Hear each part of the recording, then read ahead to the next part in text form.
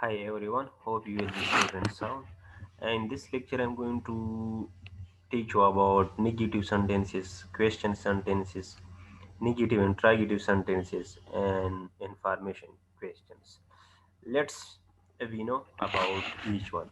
Okay, uh, let's we know the structure of all these types of sentences.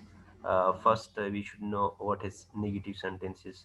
Negative sentences satavele ki aga sentences kam ki chimang negation ko inkar ko ho dil da chikam da negative sentences da the present continuous tense ki aga mani da age structure mang show ko ngu pa age mani characters ko was the negative sentence structure sare padimane of rectus sanko the way formula structure of formula same the negative sentence jikam the first subjects lagawulli via is am or plus not plus verb plus object that the negative sentences structure thing हो पदी कंडीशन की चमन त पता हो लगी is the cha sara lagao am the cha sara lagao or are the cha sara lagao kala چې زمون سره subject he she it singular noun دي نو بیا په کنډیشن کې د دې سره منګه helping verb چې کوم دی is لګاو دا is am are زمون سره د present continuous tense helping verb دی د دې په دې په بیس باندې موږ present continuous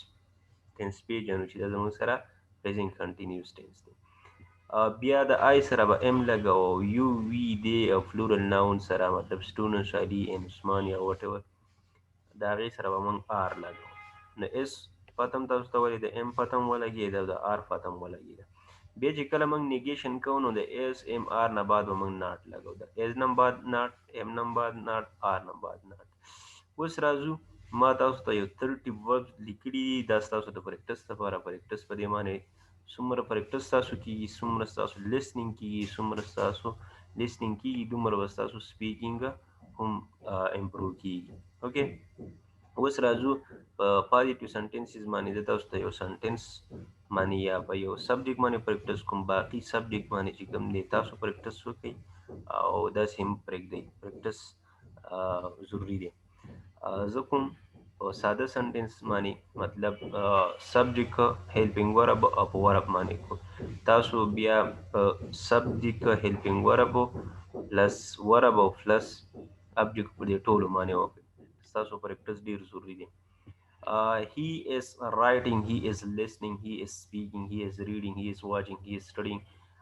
Sorry, this is a positive sentences, but I'm practicing on negative sentence. Those positive sentences ma patir lecture ikli no was mong padi ki ko po negative mane.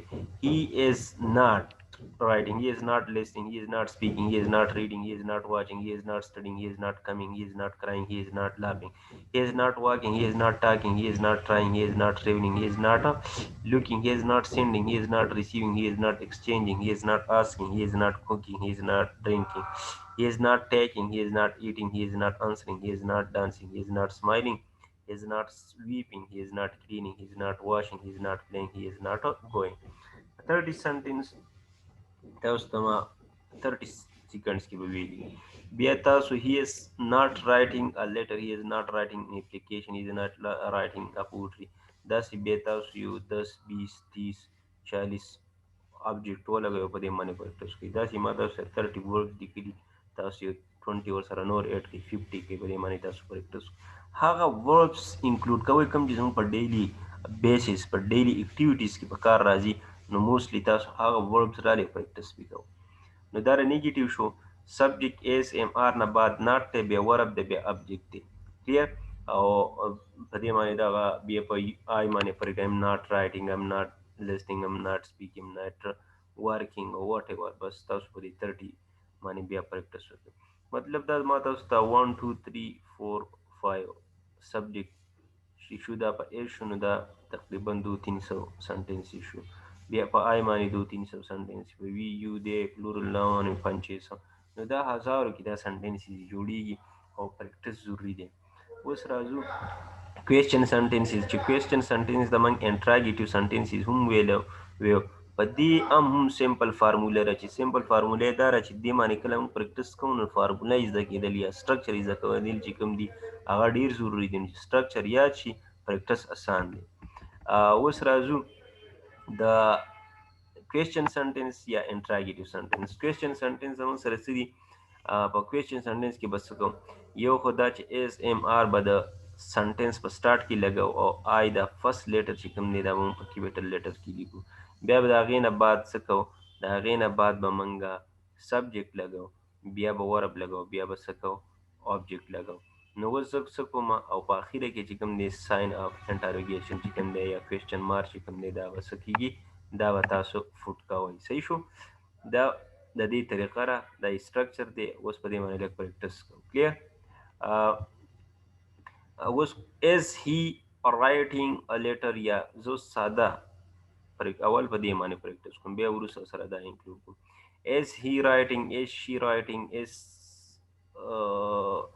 as فرمان writing, is دانش writing یا زه اوس په دې یو باندې پریکټس کوم د 30 ورب اپلای کوم. is he writing, is he listening, is he speaking, is he reading, is he watching, is he studying, is he coming, is he coming, is he crying, is he rapping, is he walking, is he talking, is he trying, is he traveling, is he looking, is he sending, is he receiving, is he exchanging, is he asking, is he cooking, is he drinking, is he taking, is he eating, is he answering, is he dancing, is he smiling, is he weeping, is he cleaning, is he washing, is he playing, is he going. نو چې تاسو په دې باندې ډیلی بیسس باندې په یو سټرکچر باندې پریکټس کوئ تاسو لینګویج ته ضرورت نشته. لینګویج باندې څومره خرچ راځي تاسو دې له عمره ټایم ورکړئ نو تاسو به د لینګویج سنټرونه دلته ښه انګلیش زده کړئ. اوس نیګیټیو انټراګیټیو سنټنسز څه ته ویل کېږي؟ د دې سټرکچر څه دی او په دې په سټرکچر کې چې کوم دی د نیګیټیو انټراګیټیو سنټنس سټرکچر چې کوم دی نو فرست اف آل چې کوم دی هیلپینګ ورب لګول دي. هیلپینګ ورب په دې سنټنس کې زموږ سره په دې ټینس کې چې د ایز ام آر دی بیا به په دې کې سبجیکټ لګول دي، د هغې نه بعد ناٹ پلس ورب پلس ابجیکټ بیا کوېسچن مارک لګول دي. اوس هم په دغه بیس باندې څنګه چې موږ په پازیټیو سنټنس پریکټس وکړو، په نیګیټیو مو په انټراګیټیو مو یا په کوېسچن سنټنس مو داسې موږ په نیګیټیو انټراګیټیو باندې هم پریکټس کوو. خو پر ډے پر سټرکچر چې نو دا به ډېر زیات موضوع نو ستاسو پریکټس به ډېر زیات ښه کېږي. اوس راځو په نیګیټیو انټراګیټیو سنټنسز باندې پریکټس کوو. نو اول تاسو از ولګو، بیا سبجیکټ ولګو، بیا ناٹ ولګېدو، بیا ورب ولګېدو چې ابجیکټ ابجیکټ ولګو، په اخره کې کوېسچن مارک ولګو. ٹھیک اوکے.